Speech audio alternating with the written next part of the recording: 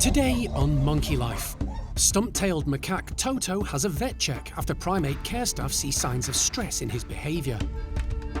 And it looks like a dental problem could be the cause. So I think that one and that one have got to come out. DNA testing for the orangutans to confirm just who's the daddy. OK then, mister. Open. Big open. Good boy.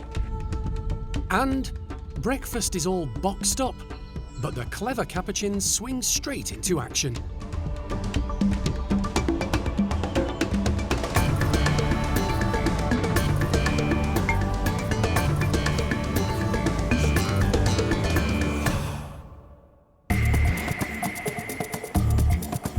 Monkey World in Dorset, buried deep in the English countryside, is the largest sanctuary of its kind on the planet.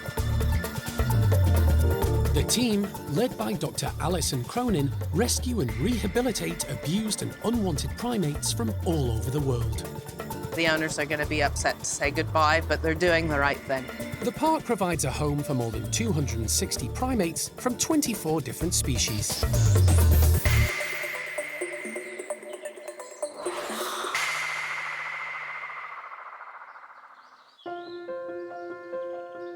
There's cause for concern down at the Stumpy House. For the last few weeks, Toto has been showing signs of stress and discomfort, and the primate care staff have been monitoring him closely. The group has had a lot of changes recently. I don't think anybody could have guessed, but Toto's rise to the top as alpha dominant male. But we're more concerned about now he's starting to show some signs of stressful behaviours, and we actually think it's health-based. Just looking at his teeth when he yawns, we can tell that they're not so great. It's been decided further investigation is needed. So local vet David Holler has arrived to examine the male macaque. He's come prepared for some tricky dental surgery. This will be the first time Toto has been under anaesthetic since he arrived at the park in 2016. It's impossible to predict how the elderly macaque will react, so it's a worrying procedure for the team. Toto was caught in the wild before ending up at a zoo in Croatia, and when that closed down, moving to a wildlife centre in Belgium, where he met Freddie.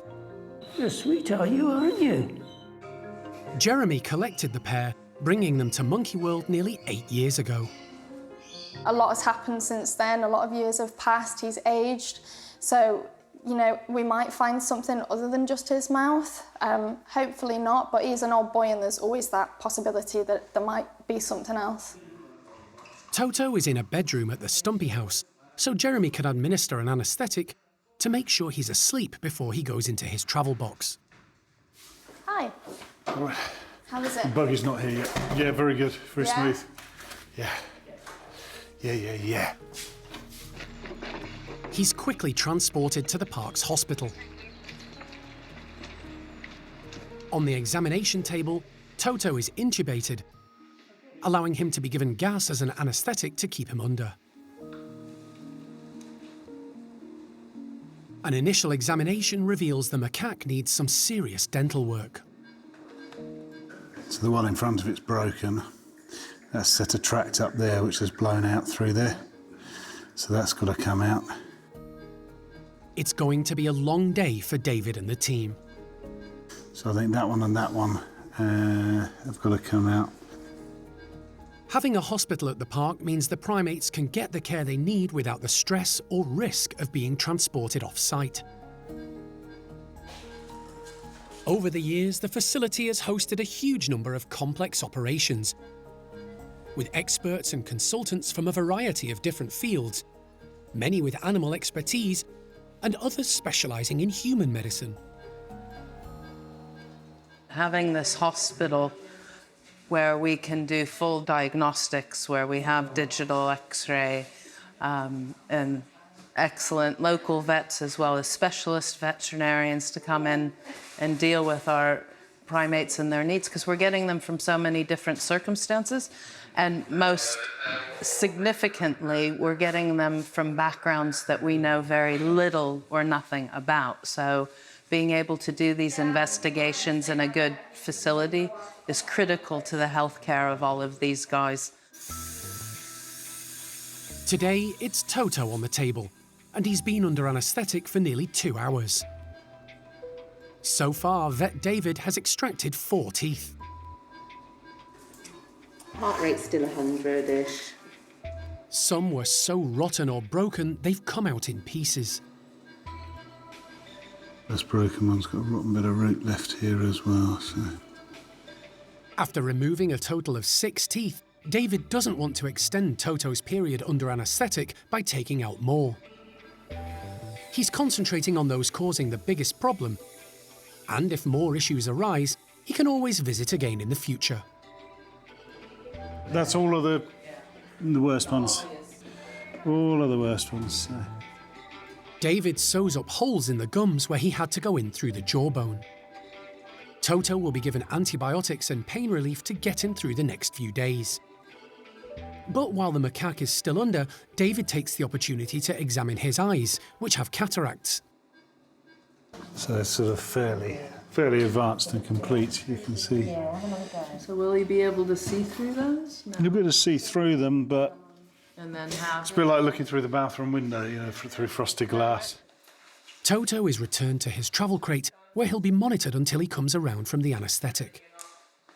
It's been about a 3-hour surgery for Toto, which, you know, for an old boy is quite a long ordeal. But you look at it and you know that as soon as he wakes up, yeah, there's going to be some pain. But having all of that gone, he's going to feel a whole lot better. So I'm really pleased for him.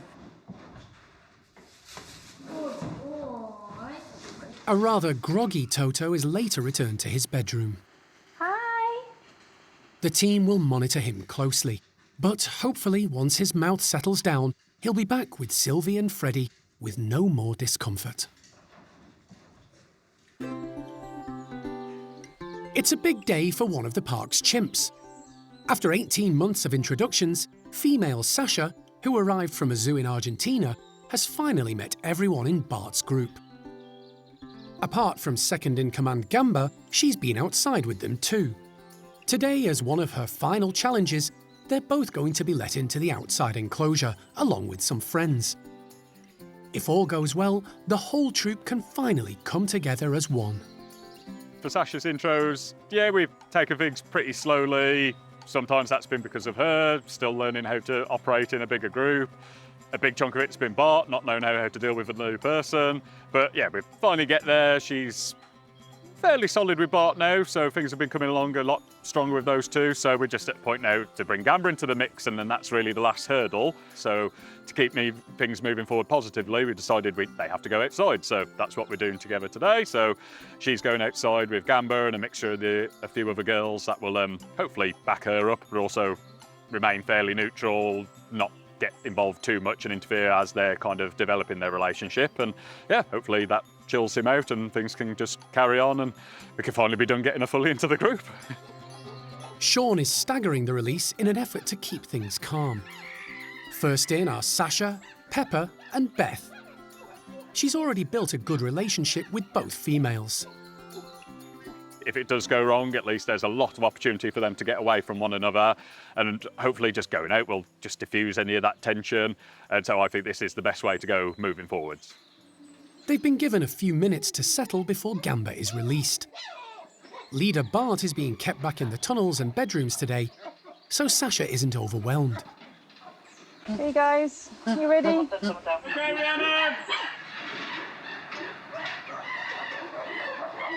When the slide opens, Gamber races out, very excited, and immediately starts displaying in front of Pepper and Sasha.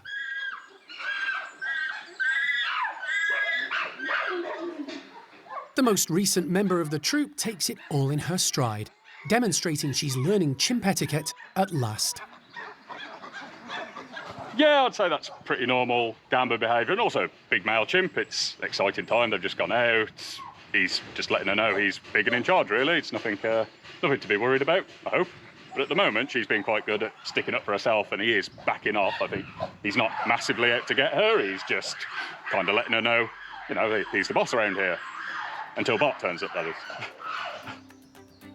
Once the atmosphere quietens down, breakfast is the order of the day, and the group are soon foraging for food. Sasha has learned a lot in the last 18 months and become more knowledgeable about how to manage individuals like Gamber and where she fits in, particularly when food is involved. Yeah, this is really nice. Like, you know, there's some high-value scatters out there for him, and they're both quite happy foraging together. He's not trying to interfere with her, so that's a good sign. He's happy for her to be around and share the nice food. Yeah, this is looking really positive. Uniting the group has been a long, hard slog for the primate care staff, but the end is in sight. The climax will come in the next few days when Bart and his entire troop will be outside together. Sean is feeling pretty positive about the outcome. I think we're nearly there. It's just a case of bringing everyone back together. She's stubborn with some things and not really wanting to change, but she has adapted an awful lot, and it has been a real big ask of her, but she's done amazingly.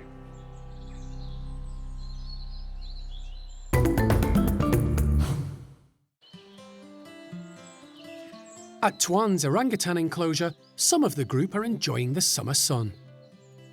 They're a pretty settled bunch, although Roro and Lucky still don't see eye to eye and take it in turns to go outside. When 7-year-old Hujan left to join the nursery group, Awan's position as youngest member was reinstated. But she's growing up fast, and as she heads towards adulthood, plans are afoot for her to leave Monkey World for a new home at a Kent wildlife centre. Awan is now 12 years old in orangutan terms. She's mentally, physically no longer a child. She's having teenage moments where she decides she's not doing anything we ask her to do. She's showing interest in the only male in the village, which at the moment is Tuan, who's her dad. So it's time for Awan to find some new friends. The plan is for Awan to move to Wingham Wildlife Park, who have 2 small groups of orangutans. She's already very familiar with one of them, 14-year-old young adult male Jin, who moved there from Monkey World. Awan is going to join Jin, who's much closer to her in age than anyone else she lives with currently. So hopefully it'll be a really positive thing for her. I'm hoping Jin's still got a bit of an appetite for play, which will hopefully match Awan's character. Jin was born at the park in November 2009 to mum Xiao Kuai and dad Gordon. They were excellent parents, and the youngster enjoyed a good upbringing. But 2.5 years later, his life changed when Awan was born. Are you? Clever girl. Her mum was Xiao Lan, and her first few hours of life were quite traumatic. Xiao Lan didn't look after her, and when the team arrived the morning of her birth, they found the infant on Xiao Kuai, who at the time was still breastfeeding and caring for Jin. Incredibly, she reared them both, and the pair grew up together as siblings until Jin was moved to the nursery group. Eventually, in 2019, aged 10, he made the move to Wingham. Now the pair are to be reunited, but not before the team can confirm one important fact. They need to double-check both orangutans' paternity. They're fairly confident who the fathers are. Awan is Tuan's, and the assumption is that Jin is Gordon's. But they want to confirm this, and there's only one way to find out. Best practice means testing all 4 orangutans. We're hoping to get DNA samples from Tuan, from Gordon and from Awan. Along with a sample from Jin, the DNA swabs will be sent to a laboratory for gene testing. Paternity testing is common for humans, but it's very unusual for this to be done with orangutan DNA. But first, Rachel needs to collect the samples. Easier said than done. Hey, Awan. Hey, matey, you all right, my love? The DNA needs to be collected from inside the cheeks of each ape, using a swab. Fortunately, the team have done an excellent job training the orangutans to allow them to do just this type of procedure. It's quite a big thing to ask them because we're not only sticking something in their mouth, we're expecting them to stay still whilst we're rubbing it around the inside of their mouth. And obviously the instinct when something gets stuck in your mouth is to bite it, so it is quite a big deal. Awan is up first. Open. Okay. And no, Awan. Open. Thank you.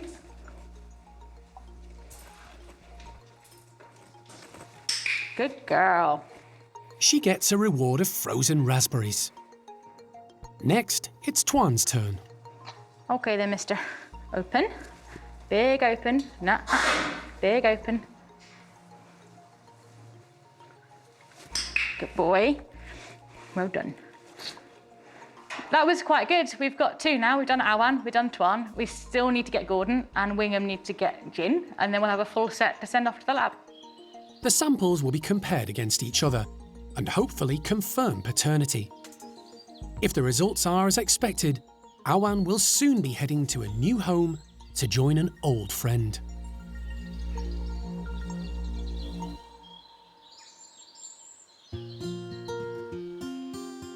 At the Capuchin complex, Donnie's group of 12 have been outside enjoying the early morning sunshine and hunting for insects. One of their favourite activities.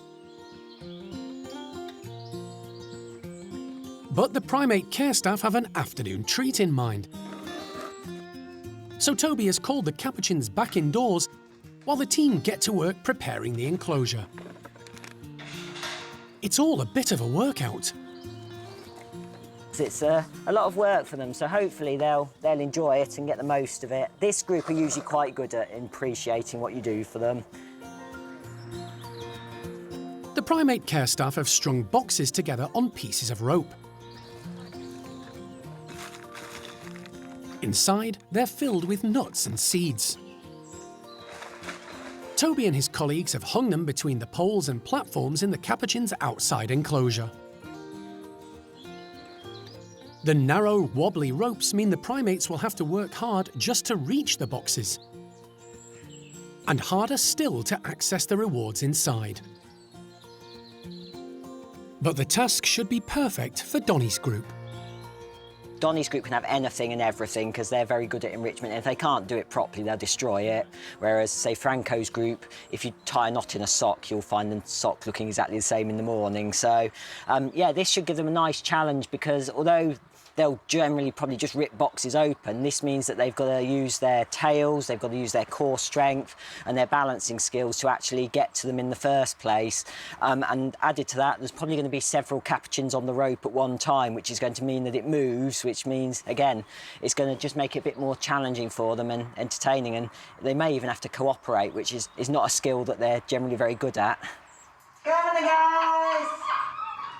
The Capuchins are keen and enthusiastic about the chance to go back outside, and with the enclosure all set, Toby opens up.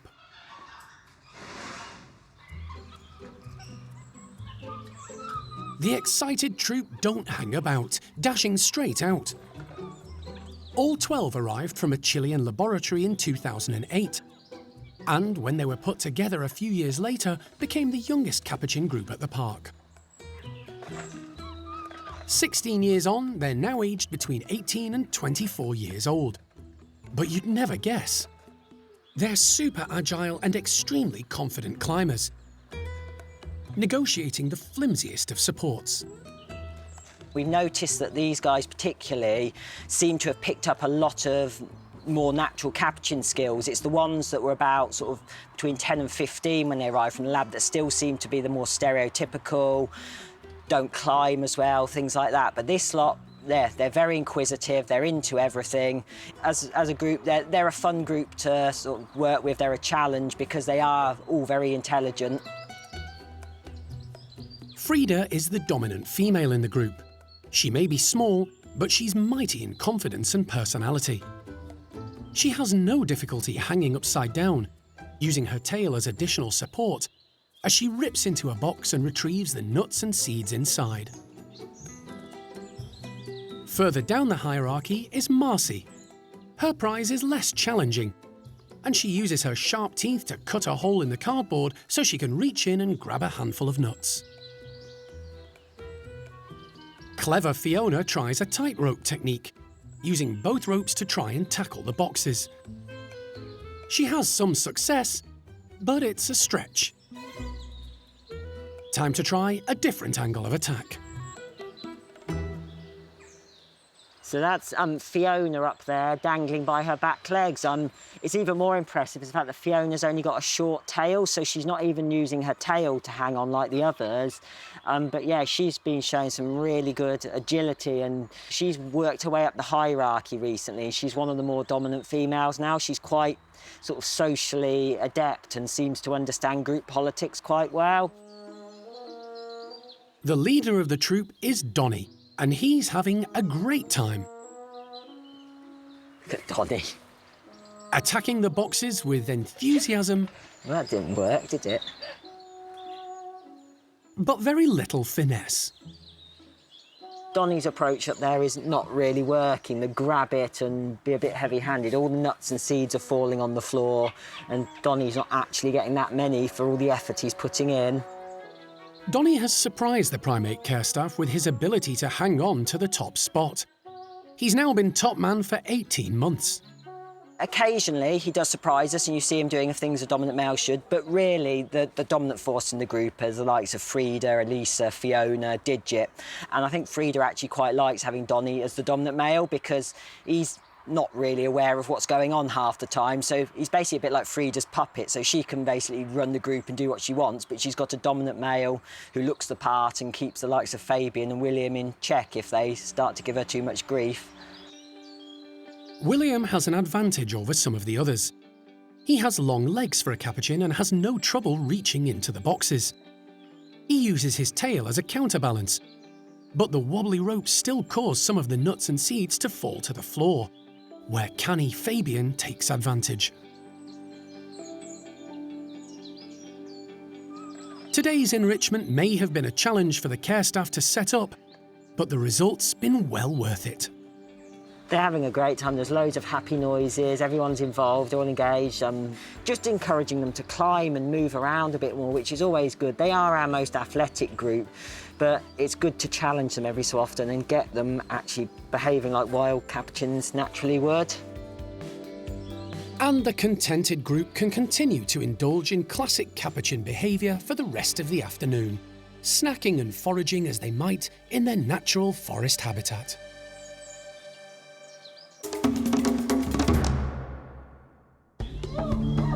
Next time on Monkey Life. The team grow concerned when golden-cheeked gibbons Peanut and Peng Yo try out their newly renovated forest enclosure. She's certainly not right. She looks like she's lost a lot of muscle mass. And a prickly problem for the ring-tailed lemurs.